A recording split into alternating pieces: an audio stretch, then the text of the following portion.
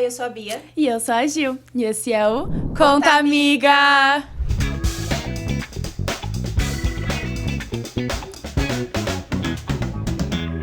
Ei! Olha a gente aqui de novo. Sejam todos muito bem-vindos ao Conta Amiga. Estamos muito felizes, pessoal, de estar aqui mais uma semana com vocês. E com uma convidada mais que especial. Muito especial. É com a Lauri. Exatamente. Oiê! Muito lindinha. Gente, essa semana a gente deixou pra vocês aí na caixinha pra vocês responderem algumas perguntas a respeito do Setembro Amarelo. Exato, que é sobre a conscientização de suicídio. Então vai ser um tema muito legal, tema delicado, mas que a gente trouxe uma pessoa mais do que especial pra ajudar a gente e também pra gente se conscientizar um pouquinho melhor e aprender um pouco mais sobre esse tema que eu acho que é muito importante pra gente conversar, né? Com certeza, é um tema muito sério, importante, complexo, então por isso que a gente convidou uma profissional para estar aqui com a gente e nos ajudar, né? Porque como a gente já falou em outros episódios, apesar da gente querer tratar assuntos muito importantes aqui, nem eu e nem a Gil somos especialistas, então sempre que a gente tiver algum assunto mais delicado, a gente vai procurar trazer dados, pesquisas ou pessoas, né, especialistas na área para nos ajudar. E foi o que a gente fez hoje. Isso, exatamente. Então eu gostaria de apresentar a vocês a Lauri. A Lauriane Jorge, ela atua na área de psicologia. Ela tem 25 anos de idade e é recém-formada em psicoterapia clínica. Ela faz pós-graduação em neurociência no Instituto Albert Einstein e ela é fascinada pelo cérebro humano e sua complexidade. Lauriane trabalha com as redes sociais, compartilhando suas experiências e conscientizando a respeito de saúde mental e relacionamentos abusivos. Ela mora no interior de São Paulo e tem uma cachorrinha linda chamada Laila. Seu hobby é gastronomia e definitivamente salgados. Seu maior sonho é alcançar um PhD. Seu livro preferido é Hoje Eu Sou Alice e é apaixonada por livros que abordam psicopatologia. Então seja muito bem-vinda, Lauri! Bem-vinda, Lauri! Muito obrigada, meninas. Muito obrigada pelo convite. Acho que esse é um tema extremamente importante, principalmente para esse mês.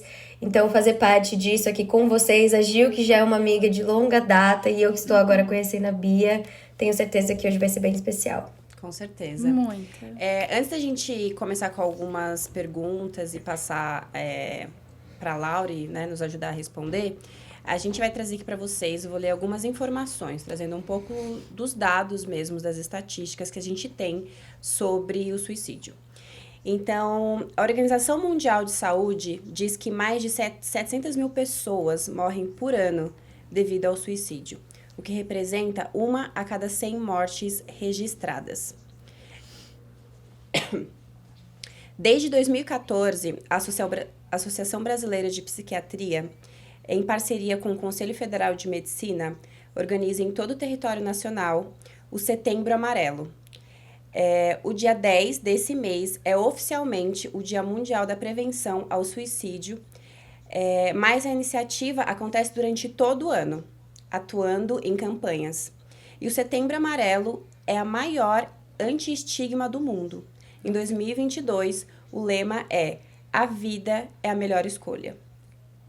O suicídio é uma triste realidade que atinge o mundo e gera grandes prejuízos. Então, fala que, como eu já falei, né, que no Brasil são mais de 700 mil mortes por ano de pessoas e que no mundo a OMS fala que chegam a ser mais de 1 milhão de casos. Então, assim, então as estatísticas elas são bem altas. A parte positiva é que, de acordo com a pesquisa, que os números, eles estão, de acordo com a pesquisa de 2022, eles estão caindo. Mas uma parte muito crítica é que eles falam que o maior erro que ocorre é porque as pessoas, elas não sabem tratar, né, das pessoas que acabam cometendo o suicídio. E isso que leva, muitas vezes, as pessoas a cometerem o suicídio. Então, doutora, eu queria perguntar para você, já logo de início, assim, né, com esses dados que a gente passou, o que leva ao suicídio e como identificar a diferença entre uma pessoa que ela tem depressão e que ela sente tristeza? Tá. Como a gente já falou, né, é extremamente complexo né? Não tem algo simples pra gente falar, olha, esse é o caminho, A mais B, não é. Então, é uma complexidade muito grande a gente tentar entender o que leva uma pessoa a idealizar, tentar ou chegar a cometer um suicídio. O que a gente não pode esquecer é que as pessoas, elas são seres biopsicossociais. Elas são seres biológicos, ou seja, nós temos um corpo em funcionamento. Somos seres psicológicos, então nós temos uma mente toda extremamente profunda e complexa. E nós estamos inseridos numa sociedade. Então, as pessoas que elas chegam a idealizar ou tentar ou cometer um suicídio, elas têm essas 3 partes extremamente debilitadas. Muitas vezes distorcidas. Às vezes, o que leva a pessoa a cometer um suicídio é a simples tentativa de retomar o controle da vida delas. Ou de trazer algum sentido para o que já não faz mais sentido. Então, não tem uma resposta tão, né, certeira em relação a isso, porque é uma complexidade muito grande. Sim. E é muito comum, assim, hoje em dia, infelizmente, tá muito comum as pessoas terem depressão. Só que a gente também tem tristeza, né? Tristeza é algo Sim. que a gente tem na vida e é normal. E hoje, como a gente tem um índice de depressão muito alto, é muito comum que as pessoas elas tenham essa dúvida. Eu tô triste ou eu tenho depressão? Porque tudo Sim. bem também estar triste, né? É tudo bem você se sentir triste, mas quando isso começa a ser preocupante?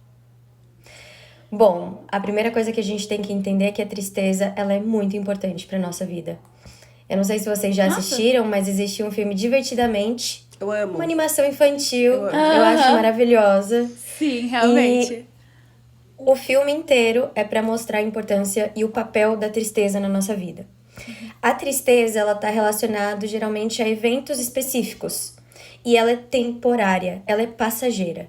Então, você vai sentir tristeza se você perder um ente querido. Você vai sentir tristeza se você tirar uma nota ruim e repetir de ano. Você vai sentir tristeza por diversos motivos da sua vida que são extremamente subjetivos. Só que ela passa. Você tem aquele momento de tristeza para você elaborar tudo aquilo que você tá vivendo e depois a vida volta ao normal. Você volta a ficar feliz. A diferença da depressão é que ela é uma tristeza profunda e duradoura. Então, ela vai durar muito mais do que uma tristeza. E, por exemplo, um jeito legal de identificar é tristeza, você sempre vai ter um motivo. Eu tô triste porque eu perdi alguém, eu tô triste porque o meu amiguinho não fala mais comigo, eu tô triste porque aconteceu alguma coisa. A depressão, nem sempre a gente tem um motivo. Não é tão simples a gente falar, eu estou depressivo por conta desse motivo. Às vezes a gente só vai estar depressivo. E aí, quando a gente para pra ver, já tá um bom tempo. Não é da noite pro dia. Já tá com uma longa duração. Entendi. Nossa, eu nunca tinha pensado nisso. Então é como se depressão fosse uma coisa um pouquinho mais crônica. Sim, com certeza. Entendi. Nossa, que interessante. Eu nunca tinha pensado nisso, Lau.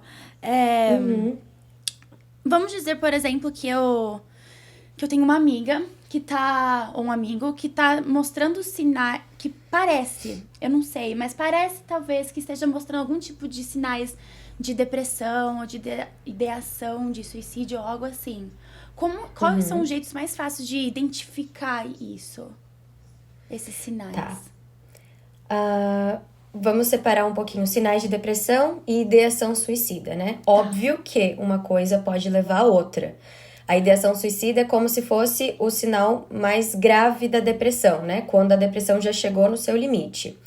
Mas, de acordo com o DSM-5, que é o Manual Diagnóstico e Estatístico dos Transtornos Mentais, pra gente definir depressão, a gente precisa prestar atenção em algumas características, né? Porque depressão tá sendo muito falado. Então, chega um momento que todo mundo tem depressão. Todo mundo se autodiagnostica e fala, tenho depressão. E não é bem assim, né? É verdade. A gente tem que tomar um certo cuidado. Exatamente. Mas, pra gente caracterizar a depressão, a gente precisa apresentar pelo menos 5 de 9 sintomas e com uma duração de pelo menos 2 semanas.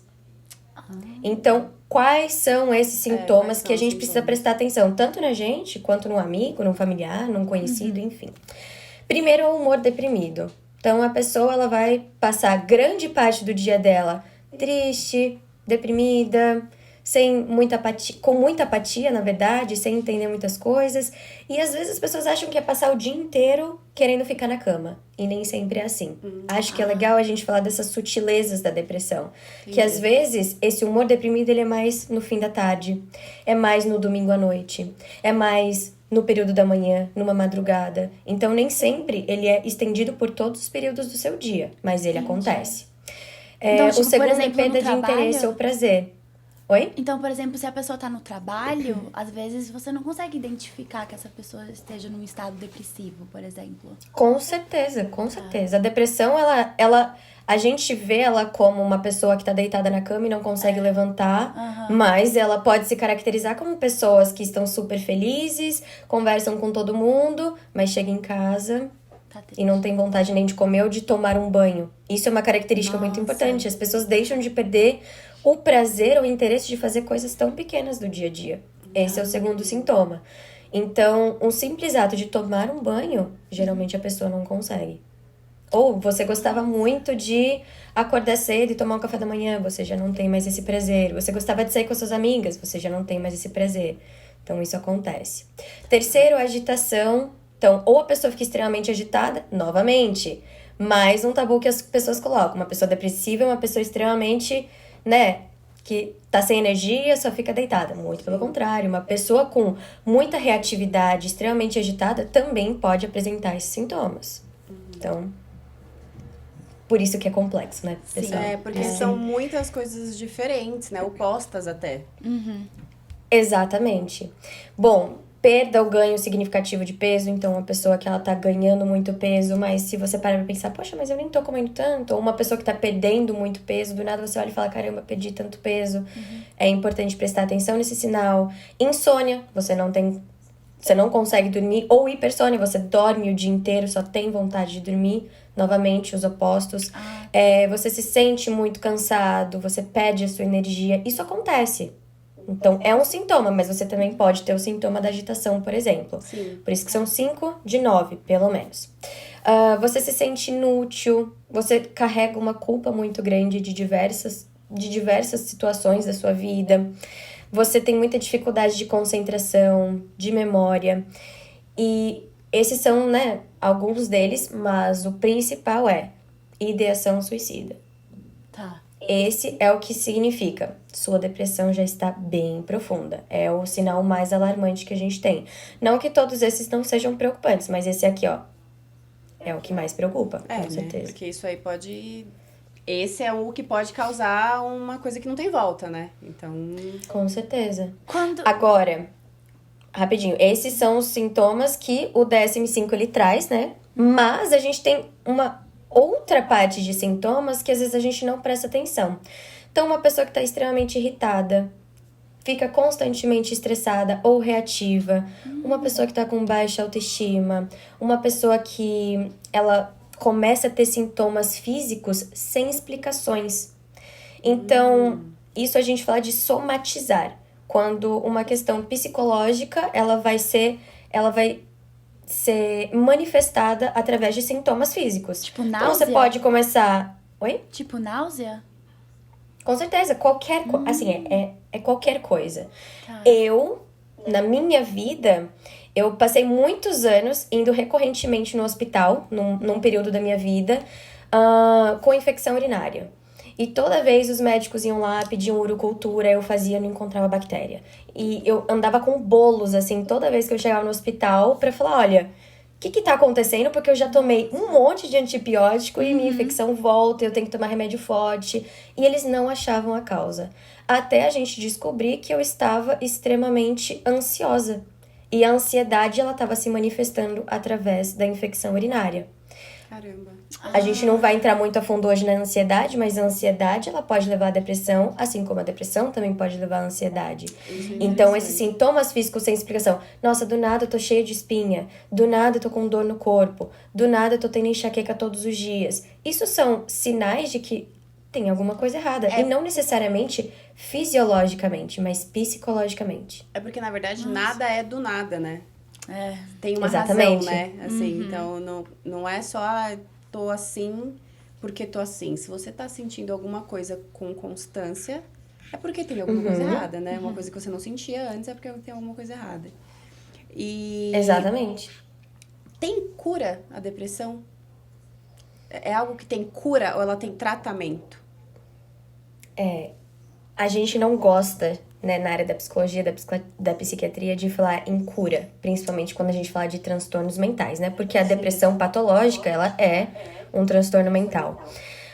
A gente fala que existe um tratamento, porque até hoje, independente do medicamento ou tratamento que você tenha, ele não vai curar todas as causas. Sim. Como a gente falou lá no começo, a gente tem causas biológicas, a gente tem causas psicológicas e tem toda uma questão social.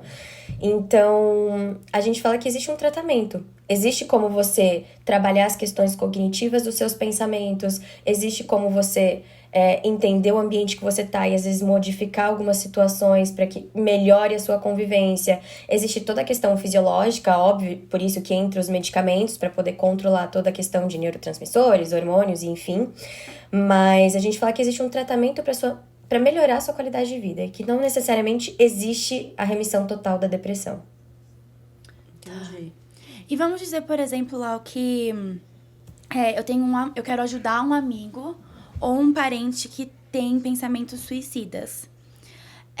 Mas eu tenho depressão. Então, como que eu posso ajudar alguém se eu sou a pessoa que também tô passando por dificuldades? Tá. É muito importante a gente entender que as pessoas que estão com depressão, elas se sentem sozinhas, deixadas, inúteis, incapazes. São pessoas que podem estar com um círculo de amigos extremamente enorme, mas ela se vê sozinha. Como se ela estivesse numa sala extremamente barulhenta, mas ela não tá ouvindo nada. Então, pra gente ajudar alguém, a gente precisa entender muito disso. E uma coisa que um professor meu falava, e isso realmente é muito importante, é que qualquer ajuda, ela não é ajuda. Então eu vejo muitas pessoas, às vezes, disponibilizando, celular, me liga quando você não estiver bem, ou pode me mandar mensagem, pode fazer isso, até para pessoas muito aleatórias, e nem sempre aquilo é efetivamente uma ajuda. Muitas vezes, nem mesmo um amigo consegue ajudar. Então, a gente precisa, às vezes, indicar uma ajuda profissional. 188, né, que é o Centro de Valorização à Vida, é muito importante. É um número que a gente, né, pode indicar pra pessoa que não tá bem, tá com depressão. E nem sempre com intenções suicidas, tá? É literalmente, estou triste, estou depressivo. Essas pessoas, elas estão lá pra realmente te ajudarem. Não é simplesmente ouvir, é ter uma escuta ativa, o que é muito diferente. Mas você também, como amigo, como uma pessoa conhecida, você também pode falar, olha, vamos tomar um sorvete, vamos assistir um filme, vamos ficar na sua casa lendo um livro, vamos fazer uma coisa diferente. Às vezes a pessoa ela não vai reagir tão positivamente, porque por conta de todos os outros sintomas ela prefere ficar na casa dela ou qualquer outra coisa, mas ela vai ver que tem alguém ali que está disposto a estar sentado num sofá, olhando para uma TV, ou simplesmente estar do lado da pessoa sem falar nada. Então, uma Isso parece companhia, tão simples, mas é você importante. realmente só demonstrar companhia pra pessoa, tá lá, não precisa falar nada, mas só estar presente, demonstrar algum tipo de carinho e preocupação é o suficiente. Não digo que é o suficiente, né? Mas pode influenciar em algum sentido positivo. Pode ser extremamente positivo, com certeza, com certeza. A gente acha que às vezes pra ajudar uma pessoa, eu escuto muito, eu não sei como ajudar, eu não sei o que falar, e você não tem que saber o que falar. Às vezes nem a própria pessoa entende a complexidade do que ela tá vivendo, mas só o fato de você estar ali do lado e ela saber que ela tem alguém pra contar, isso é muito importante. Às vezes o silêncio, ele diz muito. Ai, Muito lindo. mais do que trazer um monte de texto e falar um monte de coisa pra pessoa. Com É certeza. verdade. Uma coisa, até quando eu tava um tempo atrás vendo alguns vídeos sobre essa questão do... Eu vi não lembro agora se foi YouTube, enfim, foi uma reportagem. Falava exatamente isso, que na verdade quando você vê uma pessoa que ela tá com... que você perceba, né, que ela tá com algum sintoma, alguma coisa que mostra que ela tá depressiva, ou com com a intenção de suicídio, enfim, alguma coisa assim, que o ideal é você passar um 188, porque realmente lá que tem profissionais que vão saber que eles falavam que não é liga pra mim, não é me manda uma mensagem, não é nada. Que inclusive se a pessoa ligasse pra você, o ideal era você falar pra ela, ó, liga pra esse número, porque lá vão ter pessoas que vão te orientar. Porque realmente, às vezes, por mais que às vezes a gente tenha, assim, a melhor das intenções, se você não é profissional, se você não estudou pra aquilo, você talvez não saiba realmente dizer. Você tem que dar o seu melhor ali, né? Mostrar carinho, mostrar amor pela pessoa, mas você não sabe o que dizer. Então, assim, mas com certeza tem coisas que a gente não deve dizer, né? Pra essas pessoas. Então, assim, o que você diria pra nós que, assim, coisas que você não deve falar pra uma pessoa que talvez chegue pra você e fale, acho que eu tô com depressão, ou tô me sentindo muito mal. Ou que você, porque muitas vezes a pessoa não vai chegar pra você e falar, olha, estou pensando em me suicidar, né? Mas a pessoa vai chegar pra você e vai vir com alguns pensamentos, uns sentimentos de, nossa, minha vida não tem sentido mais, né? Não tô vendo sentido nas coisas. O que a gente não deve falar pra essas pessoas? Tá. A primeira coisa que eu acho ainda mais importante, principalmente porque você falou, e se alguém chega com um pensamento, falando mais dessa questão do suicídio, é nunca duvidar. Tá. Nunca é acreditar duvidar. no que a pessoa falar. Às vezes, essa dúvida vai ser o limite entre a pessoa realmente fazer e você poder ajudar e não ajudar. Então, nunca duvida. Seja um pensamento. E aí eu acho importante a gente falar que existem as formas ativas e passivas, né, dessa questão da ideação suicida. A passiva é você falar, não faz mais sentido viver, eu não aguento mais essa vida, eu queria sumir. E, sinceramente, é bem delicado, porque às vezes a gente adolescente, eu mesma, adolescente, brigava com a minha mãe, eu quero sumir, mas não aguento mais. Isso, existe um limite entre essas coisas e tá tudo bem, mas a gente precisa prestar atenção quando isso é recorrente. Então, isso é uma forma passiva. Agora, a forma ativa é a ideação. Então, agora eu vou planejar como que eu quero tirar minha vida, eu vou pesquisar coisas. Essa é a ideação, ou seja, eu estou idealizando o ato. É muito mais do que essa forma passiva de falar, a vida não faz mais sentido. Você tá já planejando tirar a sua vida. E aí depois tem o comportamento, que é você tentar ou, né, realizar o ato. Mas acho importante a gente entender essas diferenças e que mesmo nessa questão passiva a gente tem que prestar atenção, né? Se a pessoa tá falando isso, já é pelo menos um alerta vermelho da gente falar o que tá acontecendo, como posso te ajudar. O que a gente não deve falar, e eu acho que isso é muito comum, assim, nossa, levanta dessa cama, vê a vida com mais cor. Mano, olha tudo que você tem. Sua vida é perfeita, você tem tudo. Você tem dinheiro, sua família, você tem carro, você tem isso, você tem aquilo. E vamos ser gratos. às vezes... Para de ser você triste. não é grato. Sei lá. É falta de uma religião, é falta de alguma coisa. E não, essa é a coisa que você menos tem que falar. E eu acho engraçado que às vezes o que é bom pra você não é bom pra aquela pessoa. Sim. E também tem toda essa parte de que ela tá... com uma desregulação muito grande. A percepção dela do mundo tá totalmente alterada. Exatamente. Eu acho que o mais importante, então, é realmente não descredibilizar, né? Nunca, realmente, quando a pessoa vem te trazer algum problema, alguma coisa, nunca fazer com que a pessoa se sinta invalidada. Ache que aquilo que você não tá dando importância, que você tá exagerando, que você... Porque realmente a gente nunca sabe. As pessoas, cada um sente a vida de uma forma diferente, né? Então, realmente, talvez um problema que pra mim seria facilmente resolvido, né? Eu teria ali, pra uma pessoa, dependendo do estado que ela tá, é um grande problema. Isso. É um problema que ela não consegue lidar e que pra ela não tem uma solução, ela não consegue enxergar. Então, acho que realmente é a coisa do você ter empatia mesmo. Você conseguir olhar a pessoa, assim, com os olhos dela, olhar a situação com os olhos dela, né? E não com os seus, com a sua facilidade em resolver o problema, em entender a situação. Dessa forma, acho que a gente consiga ajudar. E também olhar, assim, um pouquinho mais, com um olhar um pouquinho mais amplo. Assim, o que levou essa pessoa a finalmente se abrir e falar, não quero mais viver. Ou, assim, pra pessoa chegar pra você e ter a coragem e abrir a boca e falar isso pra você, talvez passou por muitos, muitos meses que ela já tava pensando nisso antes, que ela nunca chegou a falar isso verbalmente, Sim, sabe? sim. Então, até chegar nesse ponto, às vezes faz muito mais tempo do que... Não foi uma coisa que ela pensou ali naquela hora pela Pra primeira te falar. vez pra te falar, Não, sabe? com certeza. Então tem muito E mais muitas história. vezes esse verbalizar é a maior força que essa pessoa tem. Sim. É o Às colocar vezes é pra um fora. jeito inconsciente de pedir ajuda, talvez, também, Sim, né? porque pra você se expor nesse nível, né, tão Nossa, grande, é. porque é uma exposição, né? Você colocar um Sim. sentimento desse tão profundo pra fora. É porque você tá realmente precisando muito que as pessoas enxerguem aquilo, né? Você tá Exato. pedindo ali o seu socorro. Exato. Vou compartilhar aqui uma história, já que é um conta amiga. Não Pode é contar. uma história Pode minha, compartilhar. mas é uma história que uma professora compartilhou na minha graduação a respeito da depressão. E eu achei fantástico. Ela tinha um paciente, esse paciente, ele ficava em casa. Ele não saía de casa, sentado no sofá.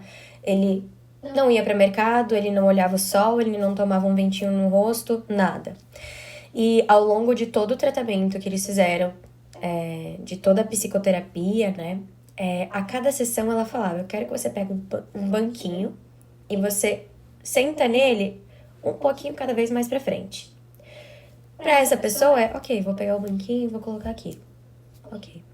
Ela falou que depois de um bom tempo de terapia, esse mesmo paciente que não saiu do sofá, tava agora com esse banquinho no quintal dele. Pode parecer uma coisa tão mínima para as pessoas que não entendem da complexidade disso.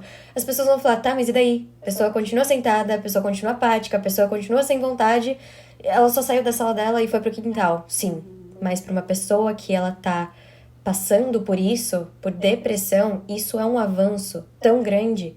Então as pessoas às vezes acham que a gente tem que melhorar assim muito rápido, do nada, toma um medicamento aí que já vai passar, e não. Às vezes a gente precisa entender, olha, parabéns, você conseguiu levantar do seu sofá e ir pro seu quintal. Você conseguiu colocar uma roupa, você conseguiu tomar um banho. Eu acho que como amigos também, e algo que a gente pode incluir naquele como ajudar, é entender e valorizar esses pequenos passinhos que as pessoas dão, que os nossos amigos dão. E por mais que às vezes da hora eles não vão entender, eles vão estar ouvindo. Olha, por mais que não pareça, você levantou e você tomou um banho. Você conseguiu colocar o seu banquinho no quintal. Então, acho que isso é muito importante. Com certeza. Nossa, que lindo. Eu até fiquei um pouquinho emocionada aqui lá. Uma história muito bonita. É verdade. Sim. Quando... Eu acho que eu já te falei também lá, eu já falei pra Bia. Eu acho que até mencionei aqui já no podcast, mas eu trabalhei por alguns meses com autópsia, né? E eu lembro o meu primeiro... Não é nem paciente, meu primeiro cadáver que apareceu lá foi um jovem. Acho que ele tinha uns 16 anos de idade. E ele tinha cometido suicídio. E eu lembro que, assim... Tem tanta coisa pra você pensar nessa hora e tudo mais, sabe? Tentar meio que se tirar a sua mente dessa situação e só fazer o seu trabalho, sabe? Não pensar racionalmente o que tinha acontecido com essa criança. Pra eu conseguir fazer meu trabalho eficientemente, sabe? E para as pessoas que não sabem, quando você traz um corpo pra fazer a autópsia, você traz tudo que tá na pessoa e em volta dela para coletar a evidência. Então, do jeitinho que foi encontrado, ele foi encontrado, é o jeitinho que veio pro mortuário. E eu lembro que eu olhei pra ele e a primeira coisa que eu reparei foi que ele tava com fone de ouvido. Ele tinha o AirPods dentro, como se ele estivesse ouvindo música quando isso aconteceu. E parte do processo disso tudo, de coletar evidência e tudo mais, é você... se tiver, por exemplo, algum vídeo dele cometendo suicídio ou cartas que eles escreveram, a gente tem que ler. E a gente tem que assistir pra gente saber o que aconteceu, certo? Que faz parte da evidência. E o que eu vi de pessoas cometendo suicídio ouvindo música é que deu essa coragem, entre aspas, pra eles cometerem suicídio foi, assim, surreal. A maioria das pessoas cometem suicídio ouvindo música. E eu lembro que eu cheguei pro meu chefe e falei assim, eu não tô entendendo por que isso é uma coisa tão comum? Por que a pessoa tá ouvindo música quando ela tá cometendo suicídio? E ele tinha um sobrinho que tinha cometido suicídio também na vida dele. E ele estava escrevendo um livro, então ele estava fazendo muita pesquisa sobre isso também já. E ele estava me falando que música é algo que... A letra da música influencia muito a mente. Então, eu queria saber um pouquinho o que você acha disso, Laure. Não somente a música, né? Mas a música, os filmes, as séries, os livros... eles têm uma influência muito grande na nossa psique. Então, não sei se vocês já se encontraram nessa situação de falar, olha, essa letra, ela traduziu tudo aquilo que eu gostaria de falar. Ou, nossa, esse filme é incrível, esse filme tocou lá no fundo, esse filme mostra uma parte da minha vida, enfim. Tem várias situações que realmente um poema, uma música, um trecho, ele traduz aquilo que às vezes a gente não consegue colocar em palavras. Então, nessa situação, o papel da música é dar voz àquilo que as pessoas às vezes não conseguem dizer. Então, o problema disso em pessoas que estão em um estado depressivo, com depressão, com ideação suicida, é que a música, o filme, a série pode ser um gatilho e até mesmo o propulsor para você ir lá e cometer um ato.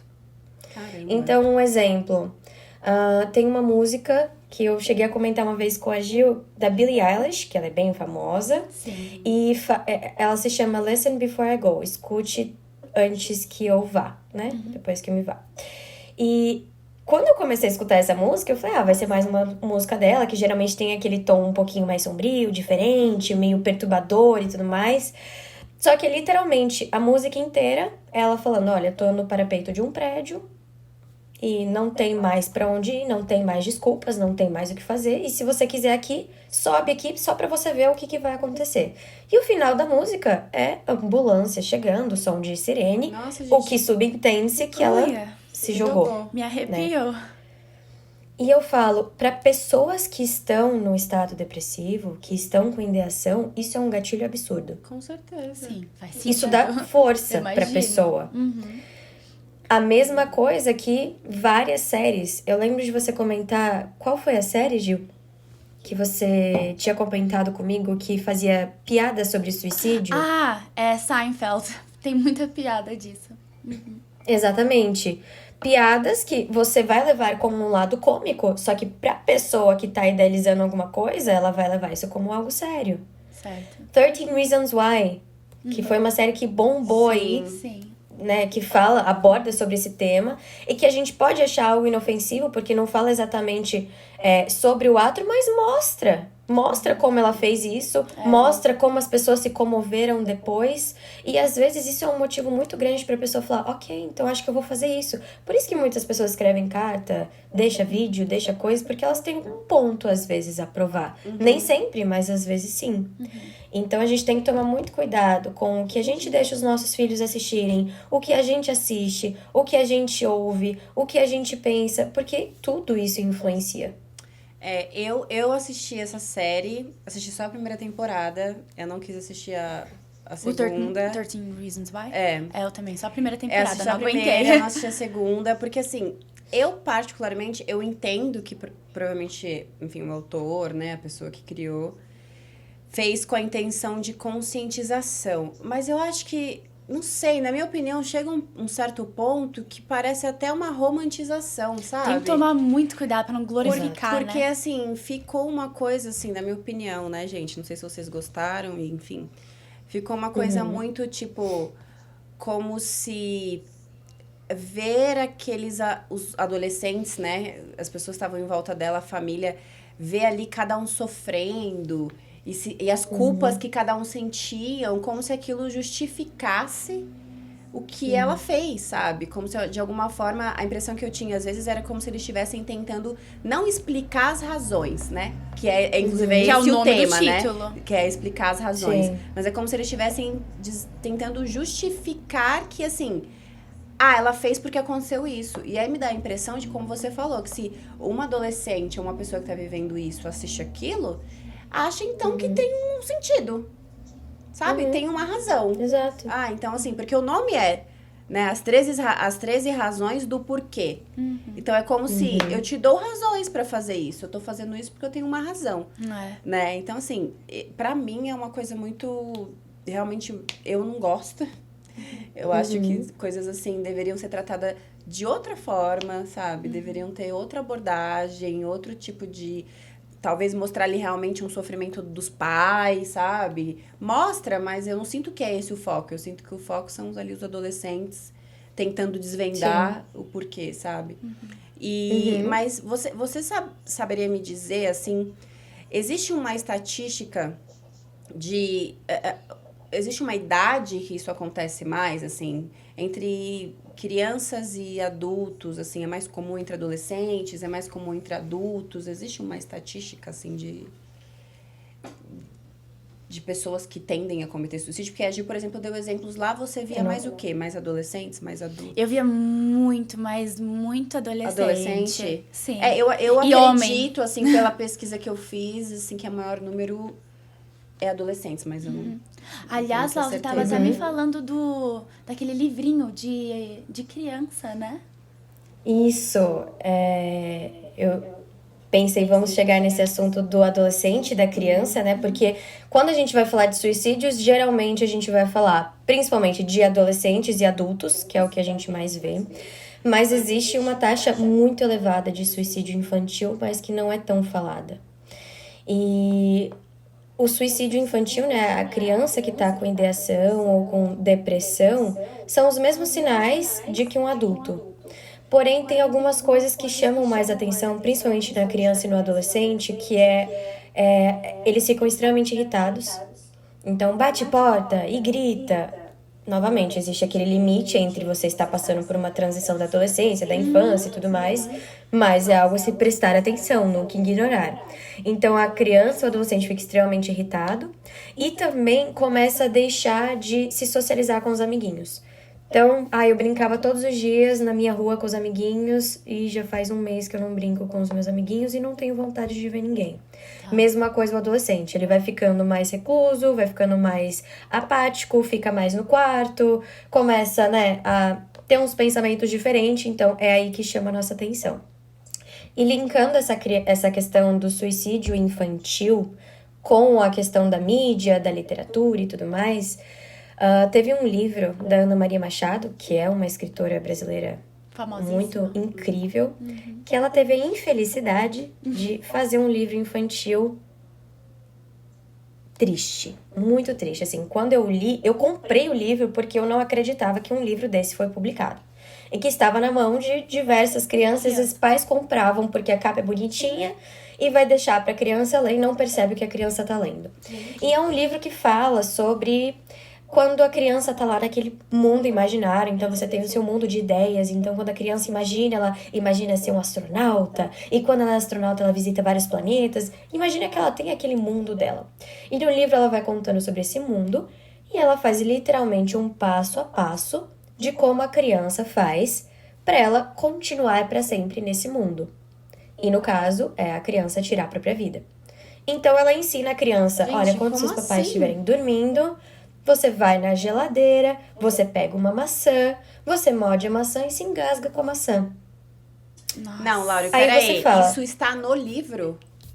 Tá no livro. Nossa, Gente, e eu tô as toda pessoas- arrepiada. As pessoas não falam sobre isso? Não existe uma campanha pra banir esse livro? Porque assim, isso é um Eu não- absurdo. Eu não acompanhei isso na época. Eu já tava na faculdade, o livro já tinha sido lançado há anos. Eu sei que teve muitas críticas, mas não parou de ser comercializado. Ele continua sendo vendido. E eu acho extremamente um absurdo. Eu acho que Só que também, aí- Laura, às vezes você com um olhar de psicóloga vê isso. Talvez uma mãe que tá comprando isso pra Não criança vê. não vê. Mas É o a livro... sutileza. Mas o livro fala com essas palavras? Vá até a geladeira, pegue... Pega a maçã. Eu não sei se ela fala assim, engasga. Depois eu posso pegar o livro e Tá. compartilho com vocês o trecho certinho. Mas pra quem, nós adultos que entendemos disso, a gente fica claro que ela tá Gente. ensinando a criança a engasgar com a maçã Loucura. pra ela ficar no mundo imaginário dela, ficar pra sempre no mundo imaginário. O que pra gente ela vai morrer. Sim. E aí, essa criança, por exemplo, se ela cometer esse ato, ela vai entrar na estatística do suicídio. Mas ela não tinha intenção de tirar a vida. Primeiro porque a criança não tem esse entendimento sobre a morte. Como nós entendemos, adolescentes, adultos. Sim. Mas, infelizmente, isso acontece. Então, a criança, às vezes, ela vai tirar a própria vida, mas porque ela ouviu falar, ou porque ela foi tentar alguma coisa, ou porque ela leu num livro que os papais compartilharam e que, aparentemente, tinha uma didática tranquila.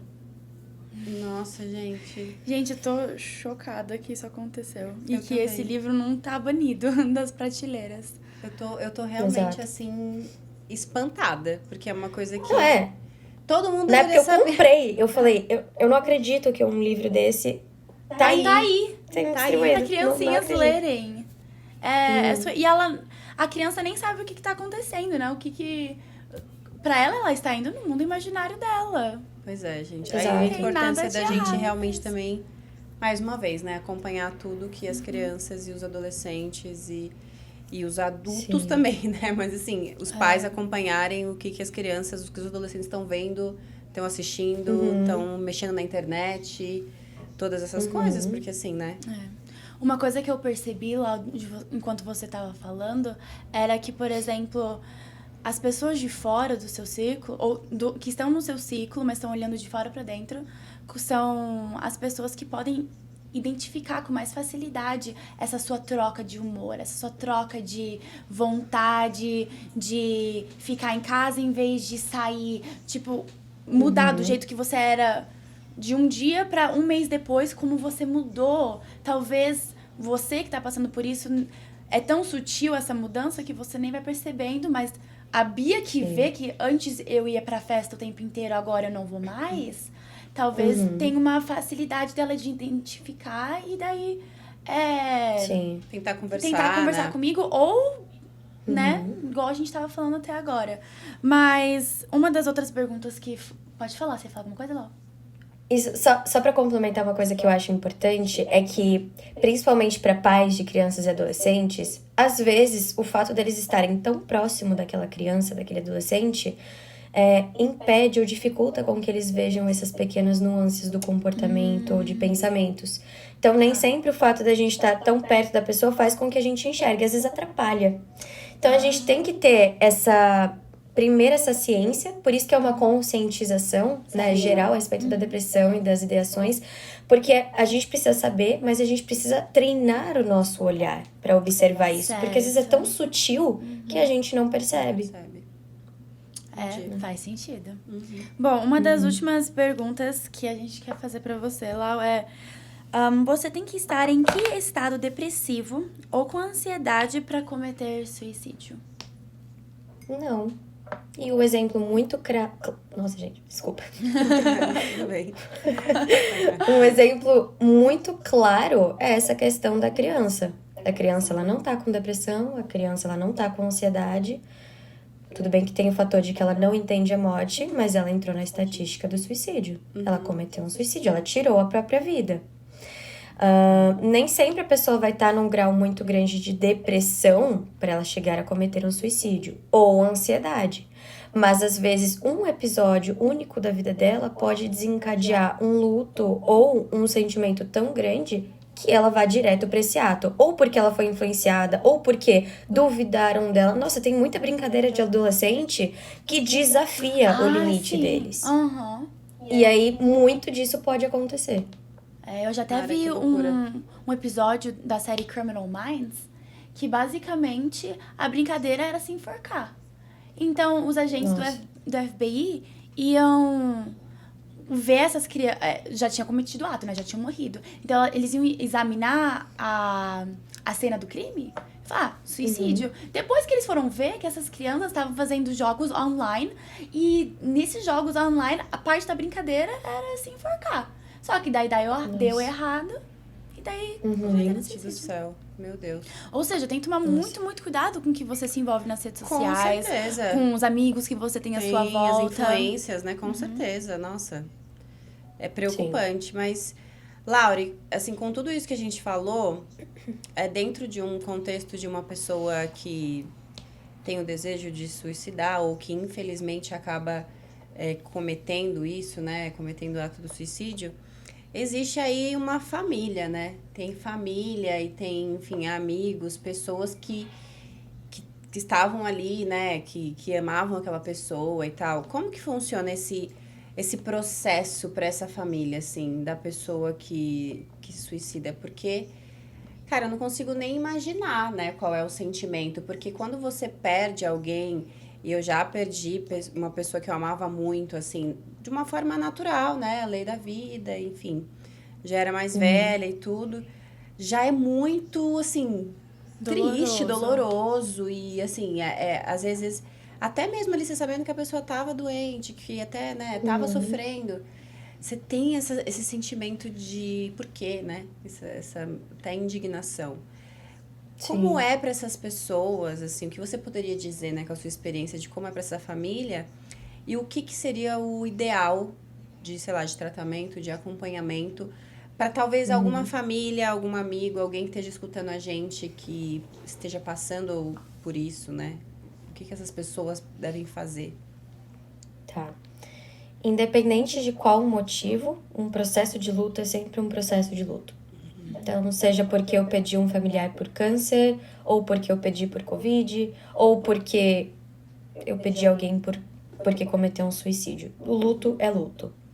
Mas existe algumas particularidades no luto do suicídio de uma pessoa próxima, de um filho, de um amigo, de um conhecido, que são dois aspectos. O primeiro é a culpa. A primeira coisa que a pessoa vai ter vai ser se culpar. Eu não vi, eu não percebi, eu não estava do lado, eu podia evitar. E muitas vezes, por conta do luto, e às vezes tá acontecendo uma distorção psicológica, a pessoa ela começa a imaginar situações que eu deveria estar do lado dela. Nossa, naquele dia, naquele momento, eu poderia ter feito uma intervenção, eu poderia ter feito aquilo. Poderia! Às vezes poderia, mas às vezes não poderia. Às vezes a gente acha que a gente consegue salvar tudo e todos, mas às vezes é tão sutil. Ou às vezes está num caminho tão diferente que foge do nosso controle. Então a primeira é que a culpa, ela é muito intensa. Porque por mais preparado que a gente esteja, por exemplo, num câncer, nós não estamos tão preparados, mas a gente entende, né? Sim. Então o câncer aconteceu, a pessoa foi lá e faleceu. Covid aconteceu, a pessoa foi lá e faleceu. A pessoa teve um acidente de carro. Isso são situações que a gente consegue explicar. Agora o suicídio não. Então, o segundo motivo é o porquê. A pessoa ela vai viver esse processo de luto perguntando o porquê que ela tirou a vida dela. E a gente nunca vai saber. E esse nunca vou saber é o que dificulta o nosso processo do luto, principalmente para essas famílias. Então, por que ela tirou a vida? Por que aconteceu? Por que ela fez dessa forma? Por que ela não me avisou? Por que ela não falou? Muitas vezes a pessoa deixou diversos sinais. Mas, novamente, às vezes a gente não treinou o nosso olhar, a gente não percebeu, nós não fomos sensíveis. E a gente precisa entender essas características do processo de luto de uma pessoa que, né, perdeu alguém por suicídio, que são coisas que a gente não vai controlar. A culpa não é nossa culpa.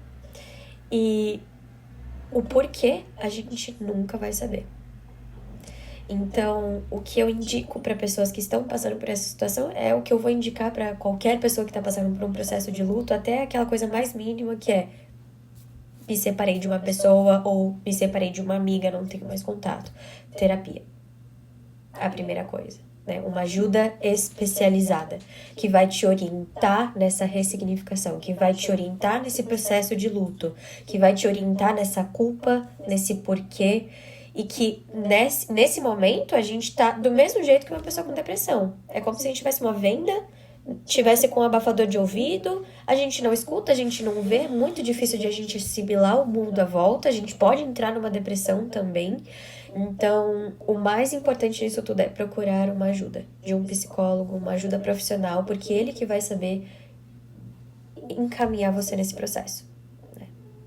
Acho que esse é o mais importante. Doutora Laure, muito, muito, muito obrigada pela sua participação. A gente ficou muito feliz de te receber, Muita. porque acho que esse é um assunto muito importante. O Setembro Amarelo, ele é essencial e por isso que a gente decidiu, né, fazer esse episódio para apoiar uma causa que ela é muito importante. Então, muito obrigada por estar aqui com a gente hoje, por ter respondido essas perguntas, né, ajudando a esclarecer muitas coisas para nós. Por ter disponibilizado o seu tempo, seu conhecimento para educar a gente um pouquinho mais nesse assunto. Então, muito, muito obrigada, viu, Laure?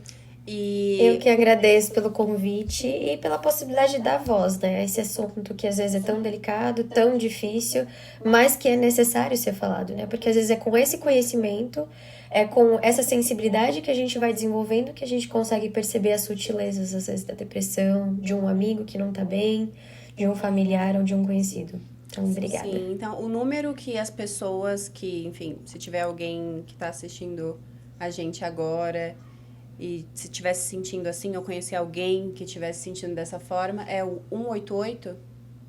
Isso, Centro de Valorização à Vida. Tá bom. É isso, gente. No final desse vídeo, a gente vai colocar todas essas informações para vocês, se vocês precisarem. Muito, muito obrigada por terem nos assistido, por terem participado, mandado as suas perguntas. Eu espero que tenha ajudado e influenciado de algum jeito mais positivo vocês e qualquer dúvida que vocês tiverem, igual a Laure falou, busquem ajuda profissional para esses assuntos. Exatamente, gente. Muito obrigada. A gente vai convidar a doutora Laure para estar aqui com a gente em outras oportunidades. Sim.